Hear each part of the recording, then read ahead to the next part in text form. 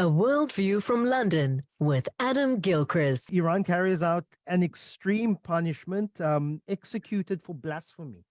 Yeah, they've executed two men convicted of burning the Quran and insulting the prophets of Islam. That is essentially how they were charged and sentenced. Yusuf Merad and Sadrallah Fazeli Zair.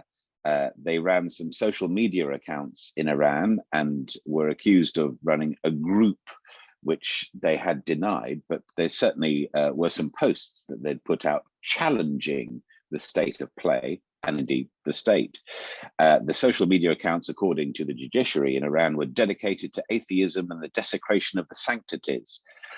Their lawyers insisted they were innocent, the sentence was unjust, and of course, civil liberties groups, well, I say of course, but there are plenty of civil liberties groups who've called it a cruel act, a medieval act, an extreme act.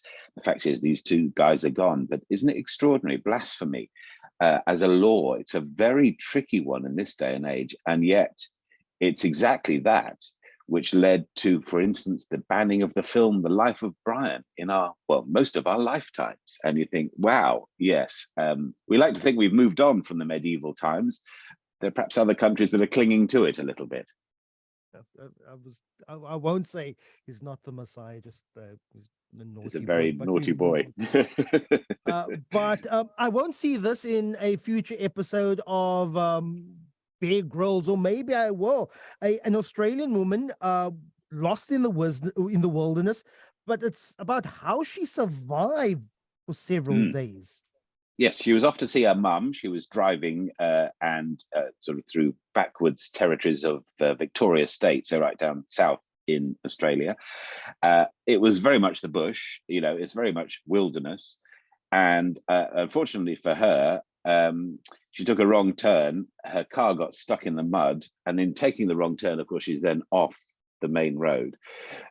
She got stuck, and because of health and mobility issues, she couldn't really set out to walk. And if she had set out to walk, frankly, it was something like 60, 70 kilometers to get to the nearest town, which wouldn't be a breeze for most people, particularly if you're thinking of Australia and the temperatures and everything else.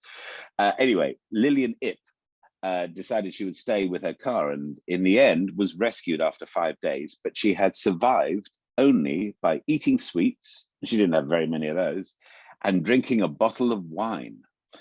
She was taking the bottle of red wine to her mum because she says she doesn't herself drink, but needs must in adversity. So for 5 days, just having a bottle of wine, how would you pace yourself?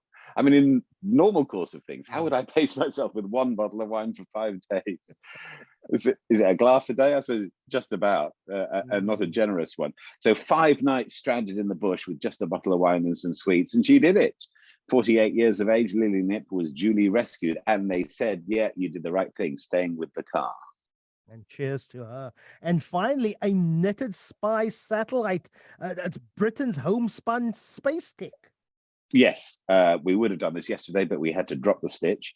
This is high tech involving old tech, or I suppose old craft, really. The UK is genuinely developing a low-cost radar satellite, part of which will be knitted. It's quite a yarn. 2 British companies are cooperating on what will essentially be a spy satellite. The UK doesn't have its own at the moment, unlike US, France, Russia, China. Lots of other countries have them, but we don't. So Knit One, Pearl One, the satellite will incorporate a tungsten steel umbrella, which will spring open when in orbit. No stitch up, I promise. I imagine 2 things: either a sort of handicraft circle of nanas who will be putting this thing together, although they've told us it might be a knitting machine, because after all, knitting tungsten steel is a bit different. And I promise I'm not pulling the wool over your eyes, but it could be a bit Wallace and Gromit. Doesn't Gromit knit in the Wallace and Gromit movies? I'm sure that would needle the Russians. I'm just disappointed they didn't call the satellite Sputnik. But that could come. Now you've put it out there. I've put it out there. Let's see. Let's throw it out into the ether there in the UK, and let's see if our conversation. Yeah, I've christened this crocheted satellite, and we'll call it Sputnik. I know, we could keep stringing this along, couldn't we?